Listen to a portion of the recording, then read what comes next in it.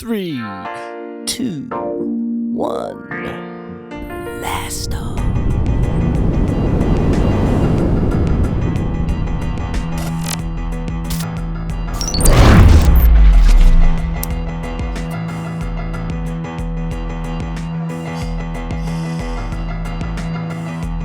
This is not the smoke break unless we're smoking pot.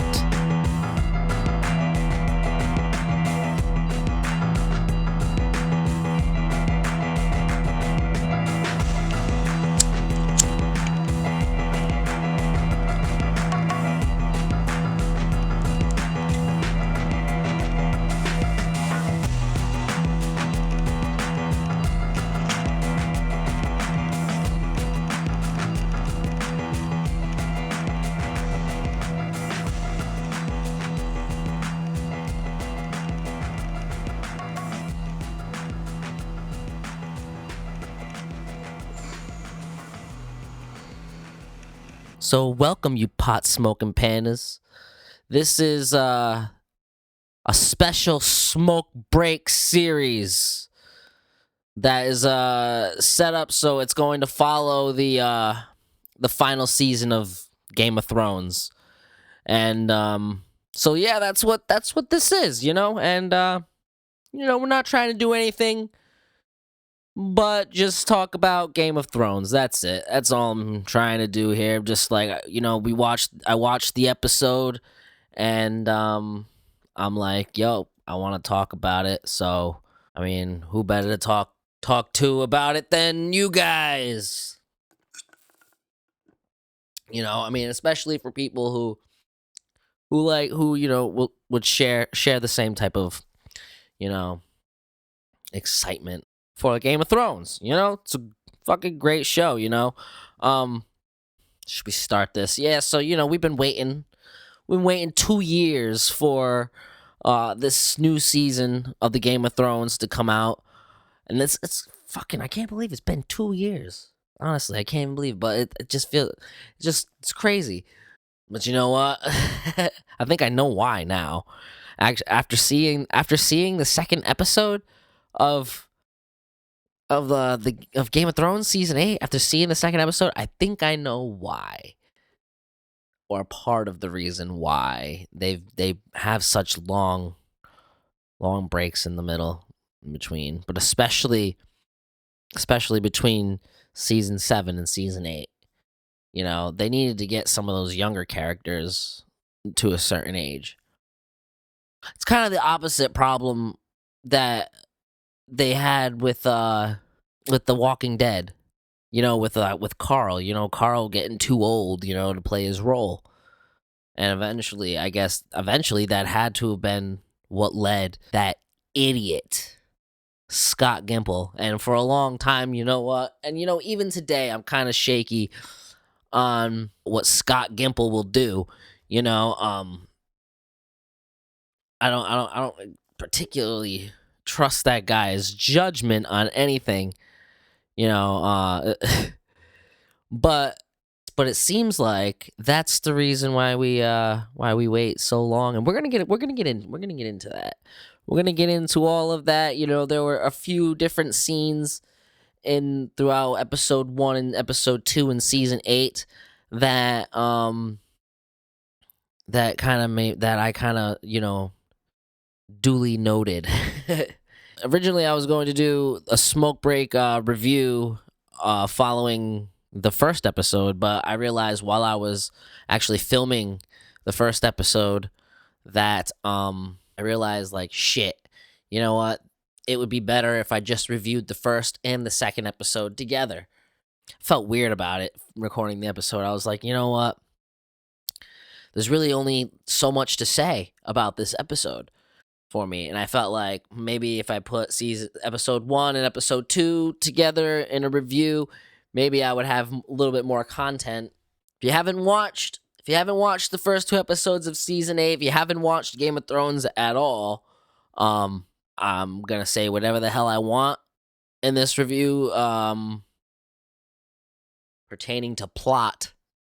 So if you don't like spoilers, this is your warning now. You know, don't watch this shit. Go watch those episodes and then come back and watch this video. You know, that's what you should do. If you haven't watched the Game of Thrones, go watch the Game of Thrones and then come back and watch this video. You know? So one thing that I gotta say about Game of Thrones is that Game of Thrones is objectively I everybody is open to their own opinion. You know what I mean? Everybody is entitled to their opinion, but there are just some bottom line truths that we all need to acknowledge. You know what I mean? And it just so happens that Game of Thrones is objectively good.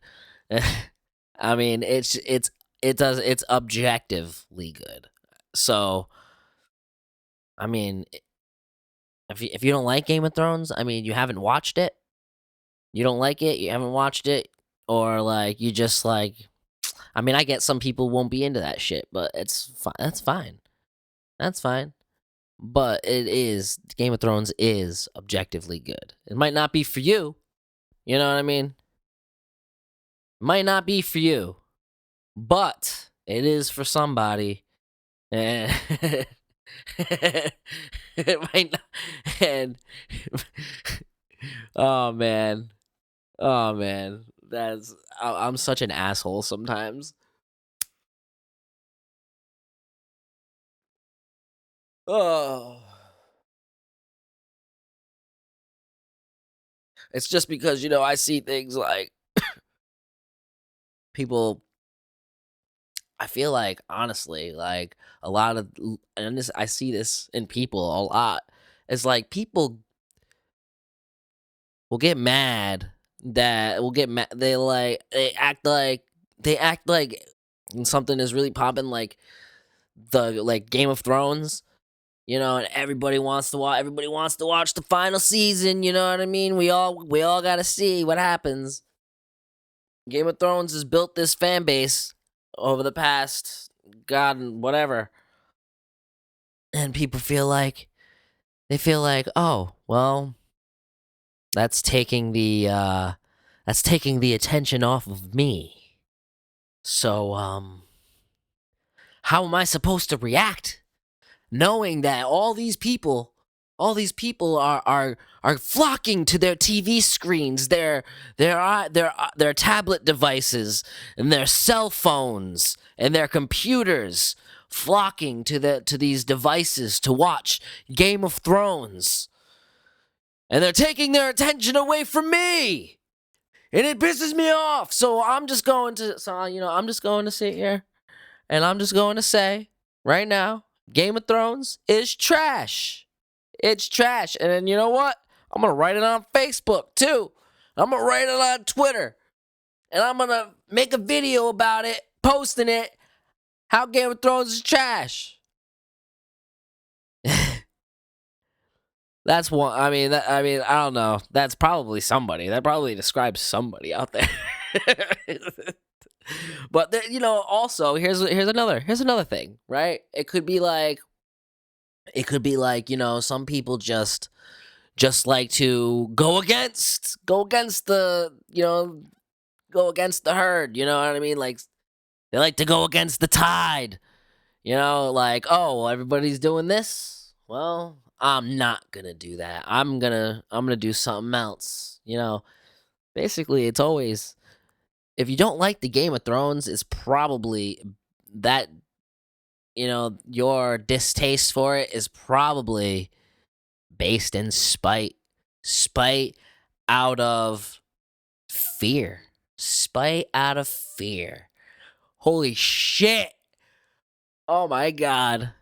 So there's another example of why somebody might not like Game of Thrones. They're just negative people too. Some people just be like, fuck everything. Oh, it's trash. They don't even give it a look. That's a thing too. You need to try shit. You gotta try shit. You know what I mean? That's why I try to tell my son too. Like, he's 3 years old, right? And he goes through his phases with stuff. Like he goes through his like he likes the Cars movies, or he likes the show called what is it called? Dinosaur. It's a show called Dinosaur King, I think. Yeah, Dinosaur King. He he goes through these phases with these types of shows, and he stays, he stays in like this circle. Nowadays, it's like it's hard to get him to put something new into that. But I mean, hey, I understand that actually. From a 3-year old, because there's only so much that a 3-year old can handle. You know what I mean? But I mean, Dexter is like he's like he can handle a lot. Like this kid, like he's smart. I can pretty much guarantee that he is smarter than I was when when I was 3. Guarantee it. That's great. That's awesome. I love that. You got to make it so that your kids are better than you at shit. You can't like go back on like I mean, man, a lot of like parents for people in my generation were people who wanted to I mean, yeah, it's good that they want to they want to some of them, a lot of people know, but like and then they still apply this. Some of them want to help their kids out get to a certain level, but they're always hovering over. They always got that control. They always want to remind you that they're better than you in some way. That's why I'm just like, yo, fuck that shit. Fuck that shit. I want my kid to be like, to know that he can be the best he can be. You know what I mean?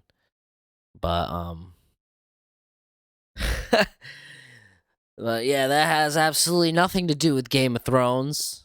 And that's why the smoke break is awesome, because we can get on the smoke break and we can fucking talk some shit. You know what I'm saying?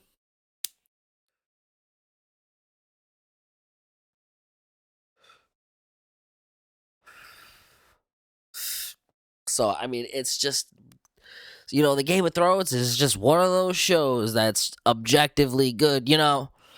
It's funny because I sometimes I often think about my favorite shows that I've watched over the years, and where I would rank them, you know, as far as which one is the best. It's actually tough. It's almost like Biggie and Tupac. You know what I mean? They're the best because they've held that spot, and they're holding that title because basic I don't know, they died in that shit. You know what I mean? They died in that shit. So they hold their title, and they hold that title for a long time. Now it's because they've held that title. It's almost like tradition. Traditionally, I would say that um Lost is got to be the best. Lost is the best show. It's the number one show on the list. Although I do know, and I would agree with anybody who says that there are better shows than Lost. I would totally agree with you. I just have Lost up there on the number one spot because Lost is the OG. You know what I mean? Because Lost has held that spot for so long that it has become entitled to it, until one day a show comes along that changes shit the way Lost did. Lost fucking took these character based shows. There's plot twists, there's death. And then you get shows that follow from Lost. So I feel like Lost started the shit. So I gotta put Lost number one on the list. You know what I mean? But I would agree that Game of Thrones is better than Lost. I would agree that, I would even say that Walking Dead is better than Lost. Walking Dead is actually my favorite show. So Walking Dead's got that number 2 spot right there. So we're putting Walking Dead at number 2. So really number 2 is really it's like Lost just hovers over that number 2 spot, right? So in my mind, the way I look at it, number 2 is actually number 1. And Lost hovers over it. But what I could do is actually I could have 2 shows for the number 1 spot because Lost hovers over it. So then the number 2 spot, well, the 2 number 1 spots could go to Walking Dead and Game of Thrones. You know what I mean? Walking Dead and Game of Thrones. And then number 3, I don't know, I'll give it to Breaking Bad, I guess, Breaking Bad is good. There's other shows, and we can talk about some other shows. You know what I mean? Like we. No, I'm just kidding. But we could. That's just to show you like all the amount of shows that we could actually get into, on this shit. There's a lot. There's a lot of shows that I like. You know what I mean? Like I like Santa Clarita Diet's a great fucking show. They just came out with season 3. It's awesome. But let's get back to Game of no, it's funny because it's almost like all these shows that I'm talking about are playing. They're playing the Game of Thrones in my head, you know. So really, it's like Game of Thrones is the number 1 show. It's probably the best. Honestly, like objectively, it's probably the best show. So yeah, your opinion matters. It matters to you, but it doesn't necessarily matter to me. I'll tell you it matters because I don't want to upset you, and you would do the same for me, but I wouldn't expect it. Like I don't know. I mean, you're responsible for yourself. You are. You're responsible for yourself, and I'm not responsible for you. Yeah. I mean, hold up. I'm gonna take another hit. Fuck happened to my later.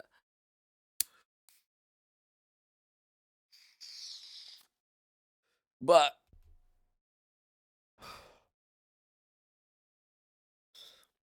you know, that's the only reason why I say that is because it's true. Unless of course you are responsible for somebody else, which you might have a kid. You know what I mean? You might take care of somebody. You know what I mean? So unless certain requirements, there can be exceptions in that. But basically, you're everybody is really responsible for themselves. So it's like your opinion matters to you unless you're responsible for somebody else because your opinion might matter to a child. Well, it does matter to a child because it's because whatever your beliefs are it's going to be like it's going to affect your approach to raising children. So there you have it. You know what I mean? So I don't want let's I'm trying to cover all my bases here, you know what I mean, so that nothing gets lost in, in translation. You know what I'm saying? So I don't want shit to be misinterpreted. Um when it comes to Game of Thrones season 8 episode 1, Winterfell, the main aspect of the episode that we all are supposed to get excited for, and for good reason. You know what I mean? It's reasonable to think that people would want to see this, and like I totally agree. Like I'm not saying that I wouldn't want to see this. Stop putting me like stop saying. I'm just kidding. But yeah, so the main thing that we all want to look at in this episode is just the fact that this whole show has now come full circle. It started in Winterfell with these characters, all in Winterfell, some of them there for the first time, and shit starts. There's a chain of events. It starts a chain of events that led them all back to Winterfell at this point in time in season 8, episode 1. And that's exactly what we see happening. All right, so what did I think about episode 1? I thought episode 1 was it was a good start to the end.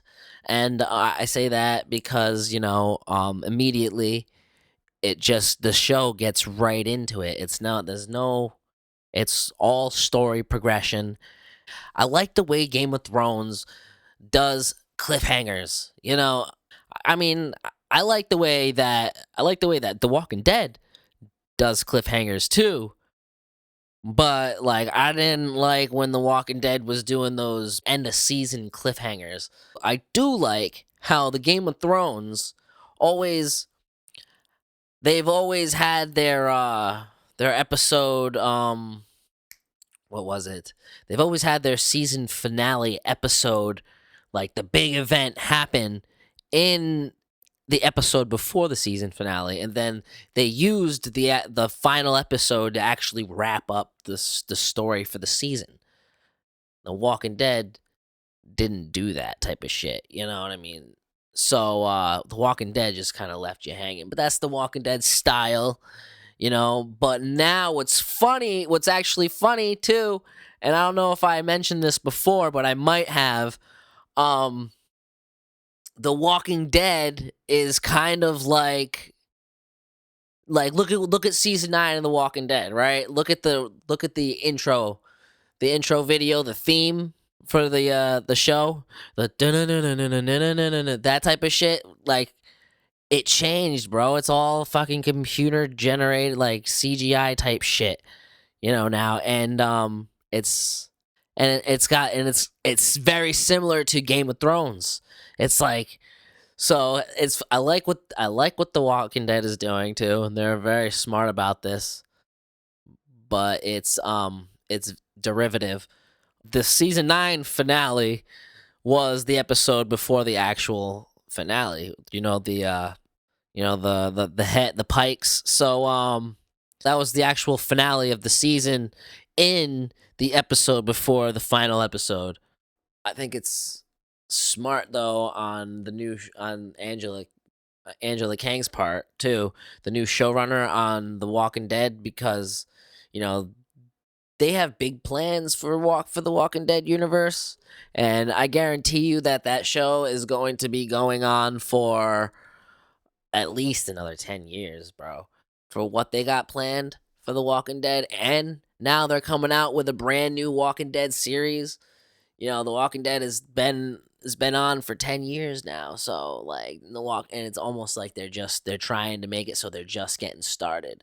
You know, that's what I mean. The show had a soft reboot. Now it's more Game of Thrones like. And you can tell by the intro. It's kind of like the Game of Thrones. My f- my faith was a little bit restored in Scott Gimple after this season. It seems like he does really well, I think, in his new position. Whatever he does, whatever Scott Gimple does, keep him in that position now. I think it's a made up title to make him happy. But keep him in that position. It's probably not a made up title.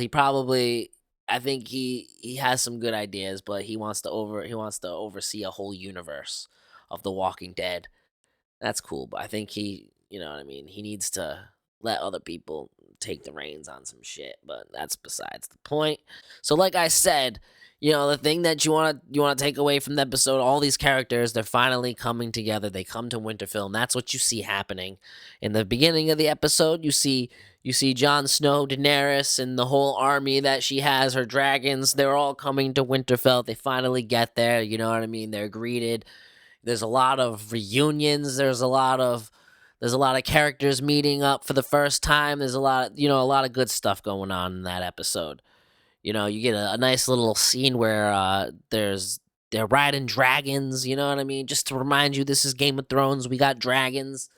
They so and we also got incest going on. You got nephews having sex with their aunties. You got um you got brothers and sisters having sex in Game of Thrones. I mean, like it gets kind of disgusting. I mean, we're going into some crazy shit, but Game of Thrones is crazy like that, and that's why we all love it. Um, there might be a little bit of a conflict between Sansa and Daenerys. There's a little bit of bad energy between them, and it's building. And what's funny about it is the part where Jon Snow and Arya meet up, reunite. Basically, what he was saying was, um, where were you before? Because you know what I mean. He could have used Arya's help with Sansa, because Sansa was, I don't know. I guess being Sansa. I love that character though. And he was like, "Oh, she thinks she's smarter than everybody." And Arya said, "Well, she's the smartest person that I know." Hmm. So, that makes you think, knowing who Jon Snow is, in that episode, I was thinking like, so, what's going to happen if she finds out who Jon Snow really is? Is she going to just step down for Jon Snow, or are they going to have to fight it out? Or are they going to be able to just look past this incest and be king and queen? I don't know if that's possible in in the world. You know what I mean? Maybe somebody can answer that question. Maybe they have that type of information in the books, but I don't remember hearing anything about that not being possible.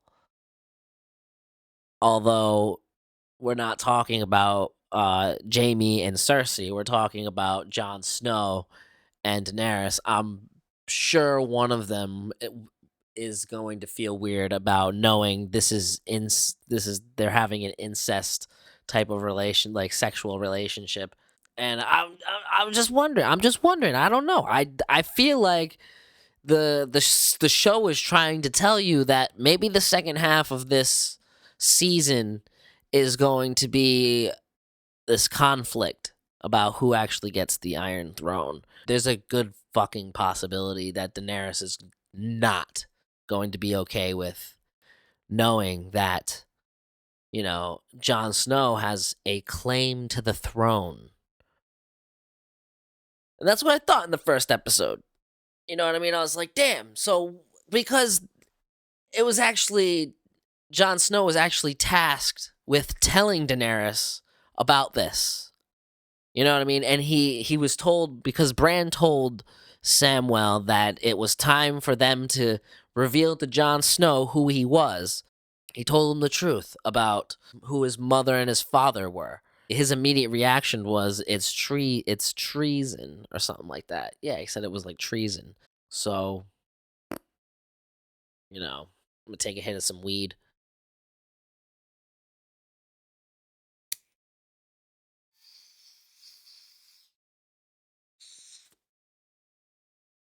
Maybe Jon Snow don't even give a fuck about the throne. Maybe he don't. Maybe he lets. Maybe what'll happen is he'll say to Daenerys, leave the North alone and you can rule the rest of it. You know what I mean? But Jon Snow will be the king in the North. Who knows? Maybe she won't be okay with that. Maybe that's what Jon Snow. Maybe that's where his true loyalties lie. Knowing now that this is my fucking aunt. I don't know. Knowing that he might. I mean, watching the second episode, he seems he's short with her. He's a little short with her, you know what I mean? And that's just how it's going. And so then, the first episode ends with Jaime Lannister arriving to Winterfell, and he sees Bran looking at him, and then we see Jaime looking at Bran, and then we see Bran looking back at Jaime, and then the episode ends. And I was like, oh shit. What's Bran gonna do? Is he gonna react? Is he not gonna react? Is Jamie going to fucking, so I figured that the next episode was going to immediately deal with this issue.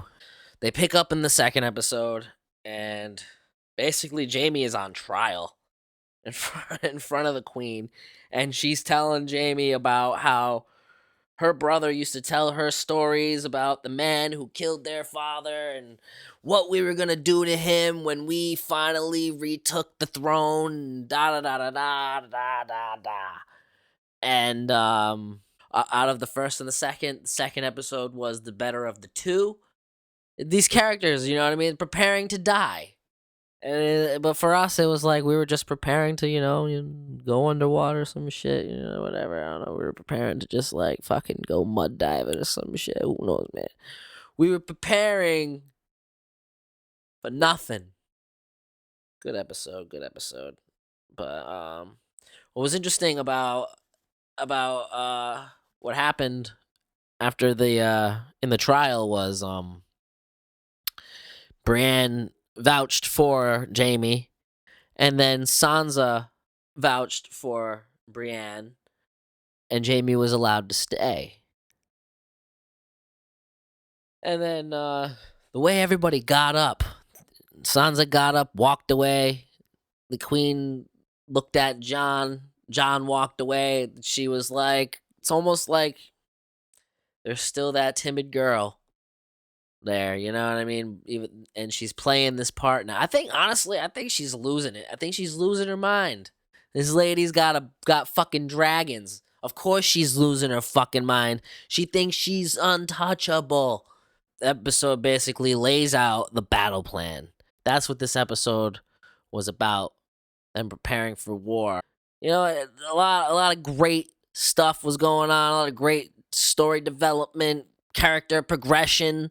There was a part that in that episode that was in episode 2 that was kind of strange to me. I don't know how I felt about seeing Arya have like a nude scene. What else can you expect from Game of Thrones? I mean, yeah, that's probably why these seasons have been dragged out over the years like this, is so that they can get to this point where they can finally have like these characters that started off as kids. They can have sex on the show now. Made perfect sense for her character, so it was just a tad bit uncomfortable to watch. But I feel like Arya, what is she up to? What is that weapon that she wanted made? And, like, what is she planning to do with it? She mentioned that thing about how Sansa was the smartest person she knows. That was in connection to how she feels about Daenerys. I think that she's having this weapon made because she knows that one of the dragons is with them. So if you guys like what we're doing, you guys want more if you guys want more Game of Thrones content with the smoke break, just make sure that you guys hit that subscription, hit that notification bell, hit that like button, leave a comment, share this. And you know what it is, guys. We'll see you on the next installment of The Smoke Break, buddy. I'm your host, Dr. Kreese. Have a good night, everybody.